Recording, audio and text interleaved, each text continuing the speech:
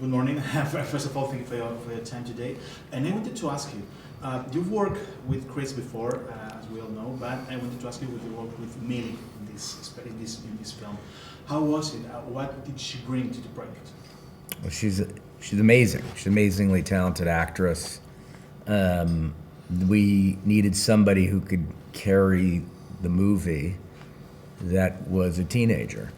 We made the film with Millie. She was she turned 19 while we were making the movie, if I remember correctly. So, you know, there's very few actresses on the planet that could carry a movie of this scale, and playing a very strong female lead character that are her age. In fact, she's probably one of one, and you know, she's an old family friend. We've known her for a few years. We met her family when we were in Atlanta working on Avengers, and you know, we wrote the part for her. It was specifically written for her, so we're glad that she said yes to it.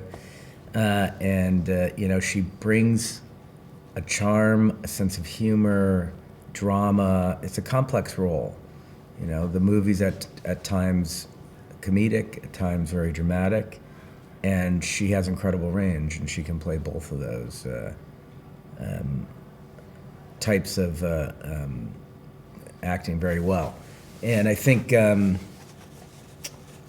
you know, she really holds the emotional core of the movie together, in a movie that's got really complicated themes and a complicated ending.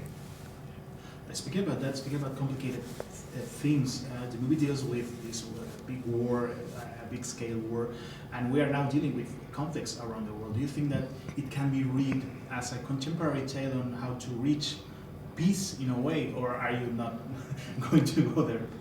Well, yeah, I don't know that it has like a specific prescription for the conflicts that are happening today, but certainly we're thinking about those when we make the movie. You know, those are things that are informing the story that we're shaping and telling, and certainly the theme of having empathy for others is a big part of, I think, what the world needs today, in the same way that ends up being what the movie needs as well, you know.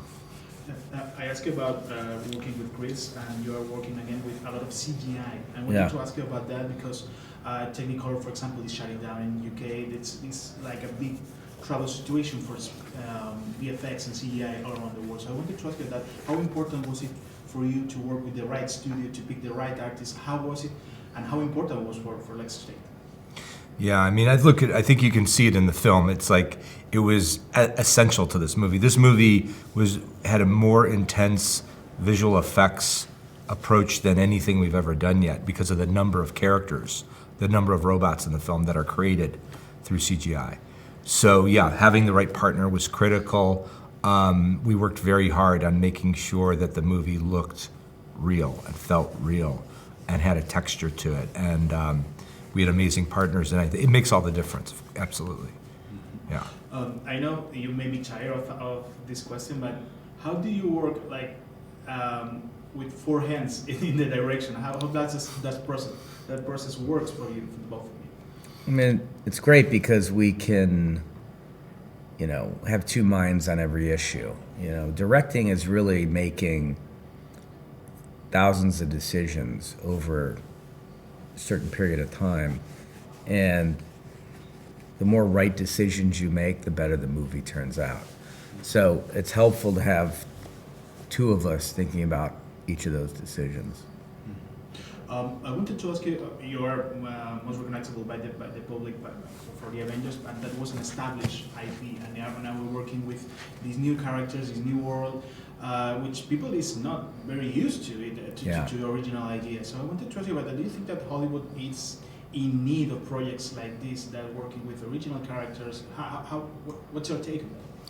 I mean, we have loved working with the source material of the Marvel comics, because we love those comics all of our lives. So that's been an incredible thrill for us. But yes, bringing an original story to the screen has been a big agenda of ours. You know, we love this story. We think it's fresh. We think that people are going to be really excited by the opportunity to experience a brand new world that they haven't seen before. And look, this movie will be a big experiment in terms of whether or not original storytelling has a place in sort of big epic cinema. We'll see. Speaking about that, about big epic cinema, since the Captain America movies, you are working with these maybe not big budgets, and I don't know how big the budget was for Cherry, but big stars. Tom Holland was on it. So, do you miss those days, those previous days, in any way? That we're working with like $500,000 or $2 million. Do you miss that, or it is impossible to miss that? I'm not sure. Yeah, we sort of We just enjoy telling stories, you know, and a lot of times the scale's lost on us. It's really we're just immersed in how do we tell the best story. We love working with actors that are friends of ours. It makes it a lot easier. Everyone's a lot happier on set. We're having fun together. It's our work family, and these people have become very close friends of ours. So to get to spend time together for a few months, it's really valuable to us because we prioritize the work experience. It has to be an A+ experience, or there's no point in going to do it. Oh, sorry. Yeah, no, please. Just before the retirement. Yeah. We are in the Oscars week. Do awards matter in 2025? It's an interesting question. Yeah, that's a great question. I don't know. What I do you mean, think? for some movies, I do think that. yeah. I think for some movies they matter. You know, some movies that need help connecting to an audience, that need help, that need some light shined on them in order for them to get more attention from audiences. I think in those situations, awards can be useful. You know, but if you're already connecting with audiences without awards, they tend to have less practical value.